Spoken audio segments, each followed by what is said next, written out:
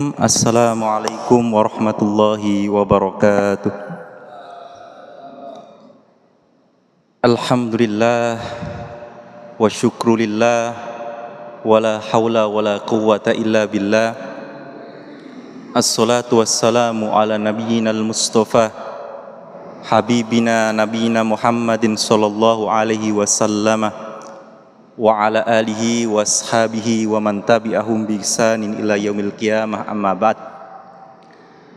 Alhamdulillah, kita bersyukur kehadirat Allah Subhanahu wa taala masih diberikan kesempatan, kesehatan, waktu luang, karena memang kata Nabi sallallahu alaihi wasallam, nikmatani, ada dua nikmat yang kemudian sering dilupakan oleh manusia.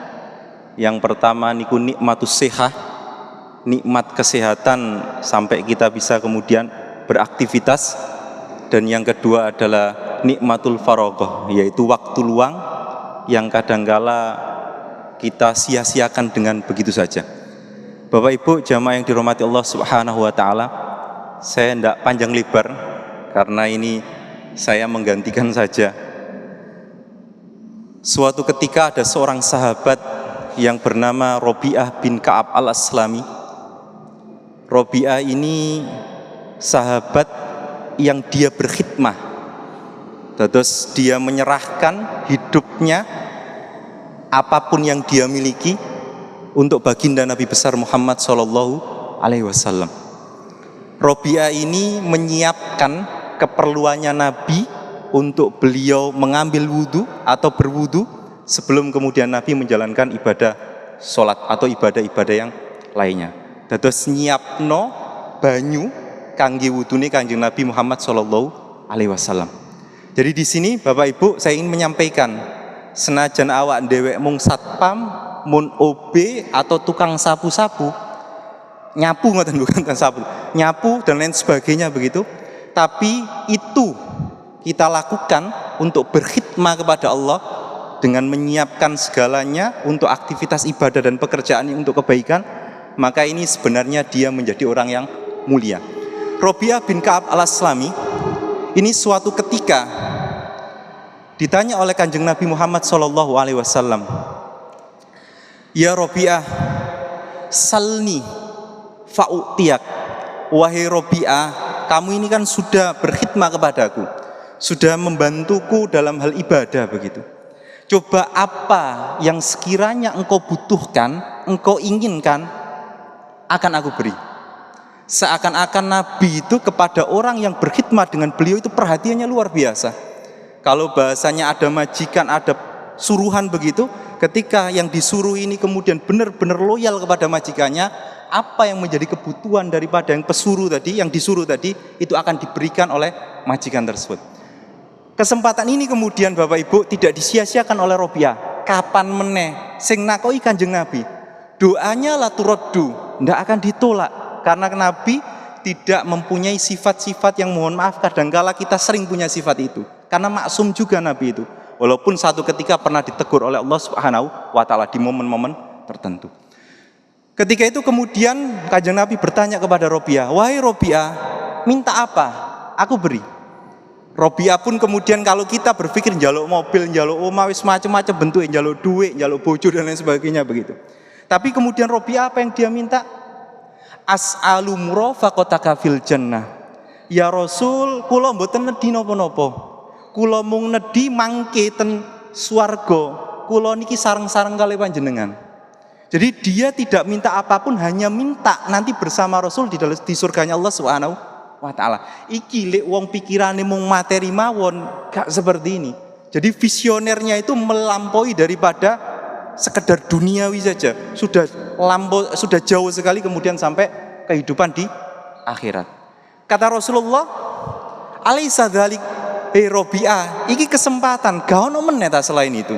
Kok mengono tok penjaluanmu. Tapi kalau kita telaah itu sesuatu yang luar biasa dari segalanya. Melbu swarga itu kan sesuatu yang lebih berharga yang kemudian kita miliki di dunia ini. Maka kemudian Nabi Shallallahu Alaihi Wasallam alaisa dzalik, gak ada lagi wahai Robi'ah. La ya Rasulullah, mboten wonten Rasul, mung niku mawon panjolokan kula ten jenengan. Apa kemudian disampaikan Nabi, wahai Robiah, kalau itu kemauanmu dan itu yang engkau inginkan dariku atas apa yang kemudian aku sampaikan kepadamu, maka tolong bantu aku wahai Robiah untuk mewujudkan keinginanmu tadi. Apa sabdanya baginda Shallallahu Alaihi Wasallam di dalam hadis riwayat Muslim? Maka di situ kemudian Nabi menyampaikan, fa inni ala nafsika bikathroti sujud. Wahai Robiah, le awakmu besok bareng aku ning swargane Gusti Allah, akeh-akeh ono sujud. Lah sujud itu momen dimana ketika kita sholat, wis bahasa gampange jogon sholatmu, le iso nglakoni sunah lakonono, le iso kemudian nglakoni tahajud duha sebagian lakonono, apalagi wajib kemudian tidak boleh sampai kita tinggalkan. Artinya apa Bapak Ibu yang dirahmati Allah Subhanahu wa taala? Di dalam hadis yang lain kemudian Nabi Shallallahu Alaihi Wasallam menyampaikan, sesungguhnya akrobu, dekatnya seorang hamba itu dengan Robnya itu ketika dia sedang sujud. Maka ketika sujud apa kata Nabi Shallallahu Alaihi Wasallam? Faktir doa, monggo njalu apa ae. Cuma kadang-kala perasaan awak dhewe iki, mosok iya yo Gusti Allah iso ngekeki aku mobil teko ndi jarane. Lho gak ngerti, engko bojoe sampean oleh warisan iso tuku mobil. Engko gak ngerti maratuwe sampean iki jeklen wis gawean, kan gak ngerti jalane teko ndi. Pikiran kita itu selalu berpikir, aku koyok ngene, duweku mau ngene, gak iso pasti untuk membeli sesuatu yang di luar daripada diriku ini. Ndak. Jalane Gusti Allah niku luar biasa. Sesuatu kedahsyatan dari apa yang kita minta kepada Allah itu ndak bisa kemudian menurut jalan pikiran kita. Ono wong lho kok iso ini apa namanya naik haji, kadang-kala lu umroh kok bolak-balik dan lain sebagainya. Tapi alhamdulillah ibu-ibu, bapak-bapak yang saya lihat kemarin umroh ini pun sergap ke masjid. Artinya ada athar di sana gitu. Jadi kan kalau seandainya haji itu mabrur itu kan dapat surga begitu. Apa atharnya atau dampaknya? Dampaknya kan ba'da amaliyati. Setelah apa yang dia lakukan dari ibadah tersebut kan ada atharnya. Seperti as-sholatu tanha anil faksa wal mungkar loh. Dampaknya sholat itu kan mencegah perbuatan keji dan mungkar. Kalau dia kemudian masih keji dan mungkar, bukan salah sholatnya, mungkin belum berdampak yang lebih besar bagi dirinya ketika dia melaksanakan sholat. Maka apa perintahnya? Fa'bud rabbaka hatta ya'tiyakal. Wis terus saya sholat, gak usah dihuku, gak apa-apa, terus ditekan sholatnya, terus ditekan ibadah. Nanti juga kemudian meminimalisir dosa-dosa dan kesalahan yang kita lakukan.